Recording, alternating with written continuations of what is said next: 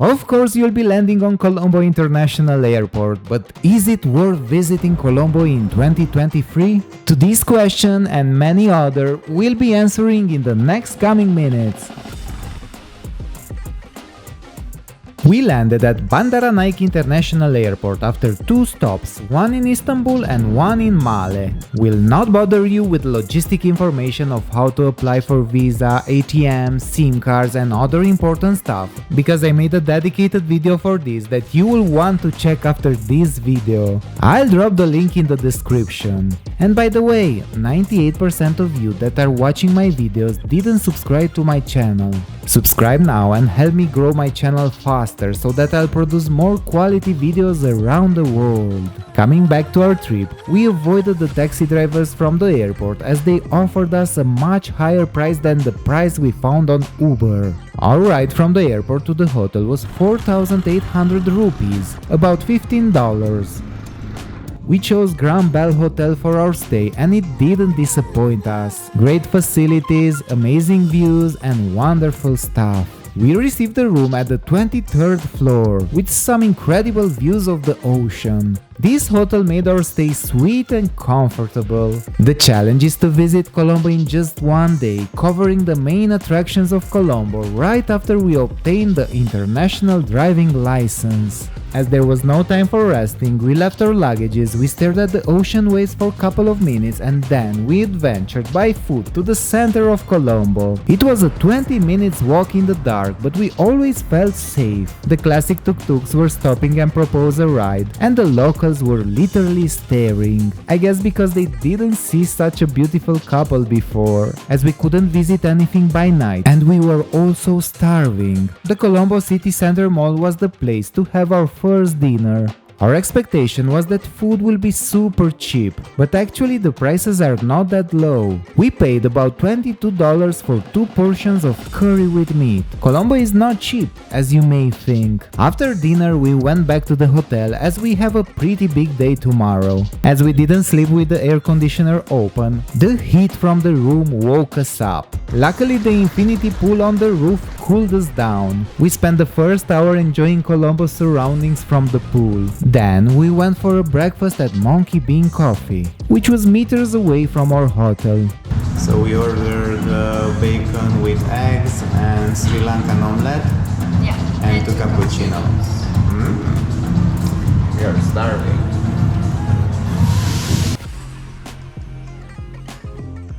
Monkey Bean Coffee. Only in Colombo. It's time to eat our first breakfast here in Colombo, and what else than Sri Lankan omelette. Looks delicious. It's very good. Sweet. It's exactly how I like it.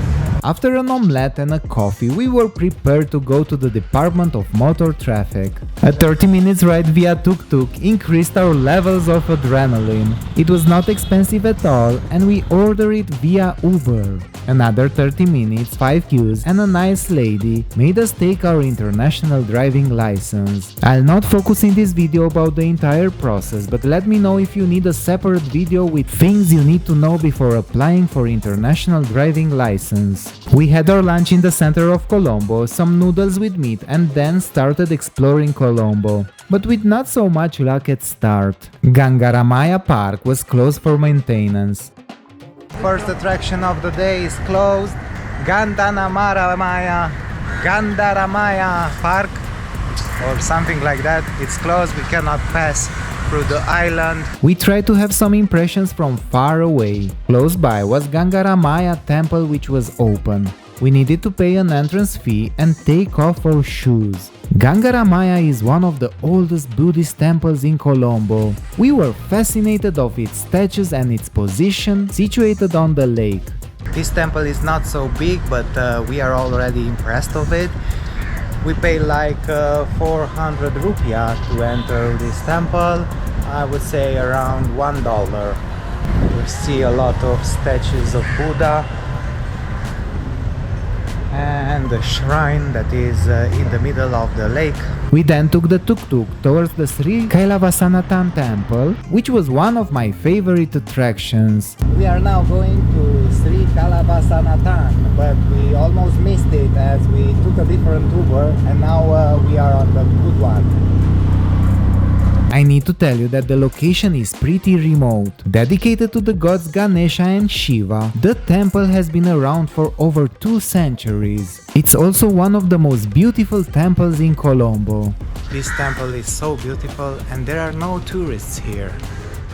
We came with tuk-tuk, with Uber tuk-tuk, and they said that we will not find any transportation from here. No time to rest, and as usual ordered a tuk-tuk via Uber and headed to Laura's favorite attraction, Jami ul Alfar Mosque. The mosque is one of the architectural wonders of the world. Situated in the bustling Peta district, one of the oldest parts of the city of Colombo, its tall minarets are seen from almost every street. We needed to dress in their traditional robe in respect for their culture.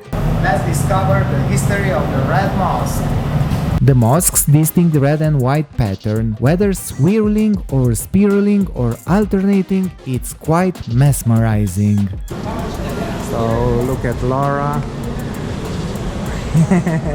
Imagine 10,000 people in this mosque. Unreal! I need to admit that this place is a must-see attraction. Put it on your list and then check the schedule before you go, as there are often prayers ongoing. After the mosque, we spent some time in the restless Peta district. As it was getting dark, for our last attraction of the day, we chose Gale Face Green, where we saw an incredible sunset. The Gale Face Green was initially used as a horse racing and a golf course, but was also used for cricket, polo, football, tennis or rugby. It's an oceanside urban park where people are enjoying walks and choices of street food. It's the perfect way to end a busy day as we had. Last stop of the day, Grand Bell Hotel. After a refreshing sleep and a delicious breakfast with a splendid ocean view, we rented a car for the next 2 weeks from Ameri Rent-A-Car and off we go for the adventure of our lives. In conclusion, our stay in Colombo for 2 nights was pretty nice, as we do enjoy visiting big crowded cities. We were happy that we've experienced the gems of Colombo and would encourage you to do so also.